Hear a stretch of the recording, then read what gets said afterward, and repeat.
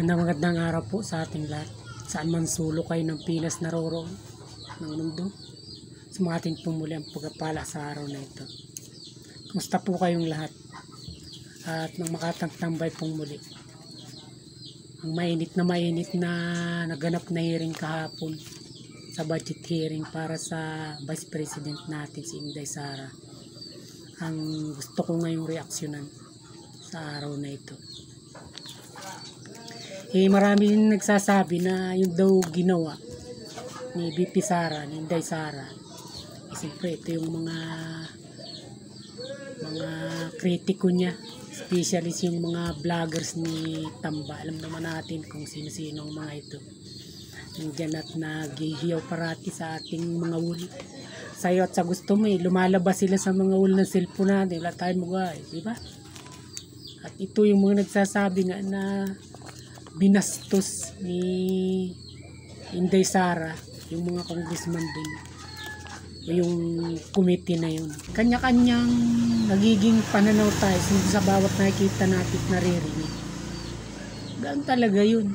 Ay doon nila ipinukus yung isip nila na dahil nga ganun katigas yung mga pananalita ni Inday Sara, doon nila ibinaling sa pagsasabi na ito ay walang galang do sa committee yun at binabastos yung mga congressman na naroroon. Ang nakikita natin dito, at siyempre katulad na sabi ko, may kanya-kanya tayong na-establish ng mga kwento at mga pananaw sa mga nakikita natin at naririnig. Dahil nga naging ganito si VP Sara, doon na rin sa kanilang mga kinikilos at ginagawa. Diba malino naman yung sabi niya? Kung matino ang tanong mo, tsak matino rin ang isasagot ko. Malinaw yung kanyang mga sinasabi na nakita natin sa hearing naman kayong Tibero sa Senado. Budget hearing din yung tinilakay doon at ito nga ay pangalawa dito sa Kongreso. At nakita natin, iba talaga. Kasi hindi mo kailangan dito yung napakalaking talino o napakahusay mo para hindi malaman sino talaga ito si VP Inday Sara. Wala siyang pakialam sa iba. Basta't sa pagkaalam niya, tama yung kanya, yung talagang sasabihin niya.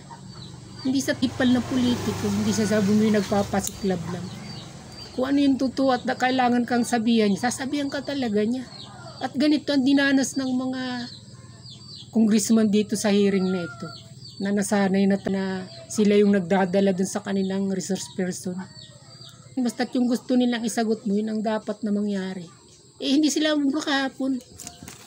Katulad na lang ni Congressman Abante. Pinipilit niyang siluin dun si Inday Sara sa pagsasabi na istorno lang. Naniniwala ka ba na ang kapulungang ito may karapatan na mag-deliberation ng mga ganitong mga budget sa angsangay ng ating pamahalaan?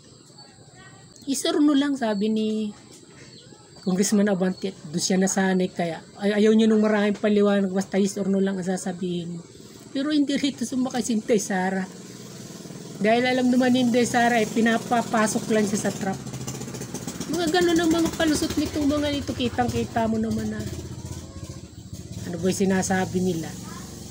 Kailangan daw stick to the plan lang, sabi nga ni Congresswoman Kimbo. Talaga may plano talaga sila. Scripted yung naganap na yung ginagawang hearing na yun. Bibigyan nga nila si VP Sara, a-approvean yung budget, pero kailangan ipahiya nila ito sa tao. Kaya kahit marami nang kumakampi rin naman kay VP Sara, katulad nga ni dating Presidente Gloria Arroyo, na huwag nang pag-usapan yung 2022 budget pa yun. At yun nga ay matindi na nga pinagdebatihin nila nung nakaraang taon. Kaya nga ito tinanggal na. Hindi pa rin talagang bawat isa sa kanila, may kanya-kanya lang silang mga simula. Pero nakikita mo, dun talaga nahuhulog yung kanilang plano o yung kanilang mga pagtatanong sa pag-uusisa dun sa confidential fund na yun. Hindi talaga nila kayang pasakayin dito si VP Inday Sara. Kuha na kaya yung kulay nila at yung talagang balak nila dun sa hearing na yun. Ganun katindi si Inday Sara. Nakita ko na talagang kakaibang karakter talaga ni Inday Sara na katulad ng nababalitaan natin noon, hindi pa ito vice presidente nang manapak ito. Akala mo ganun lang talaga siya, na lang ng ulang nagdala. Karakter talaga pala niya yun. Pinapakita niya rito sa kapulungan na yun, sa 17 congressman na nagtatanong sa kanya ng isa-isa. Na hindi ko kayo aatrasan. Nasabi ko ito, totoo ito.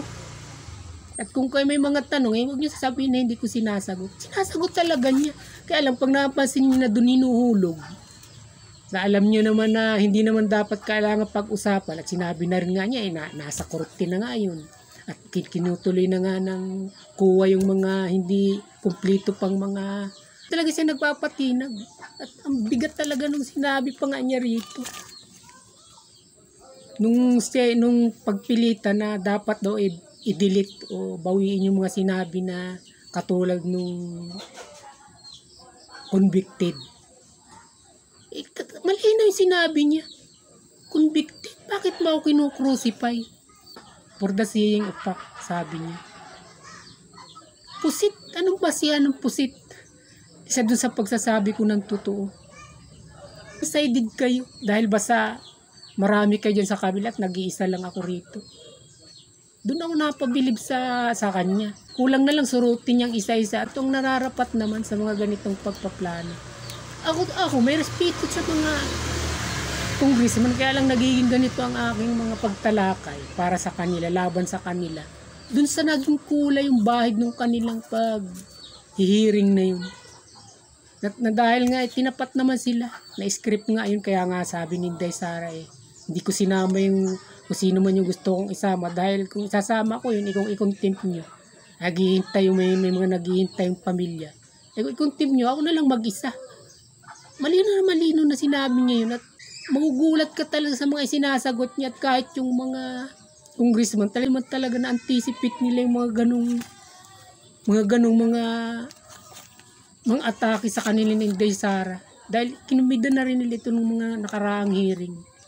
At ang madalas pasagot ni Inday Sara, stop nga niya. Siguro iniisip ng mga kongresistang ito, katulad pa rin ito ng dati. Siyempre alam natin yung pagbabagong ito, hindi na ito bahagi ng administrasyon. Kaya talagang umaalago si VP Inday Sara. Yan ang katotohanan niya. At lahat sila talaga siguro matututo itong mangilag. Dahil lang mga sinasabi nito, walang kaipalan. Tanggap ito ng tao at alam ng tao talaga yung mga totoong nangyayari. Dahil nga sa social media na rin at saka karanasan na rin sa mga ganitong uri ng mga politiko, sa ating mga kagalang-galang na congressman.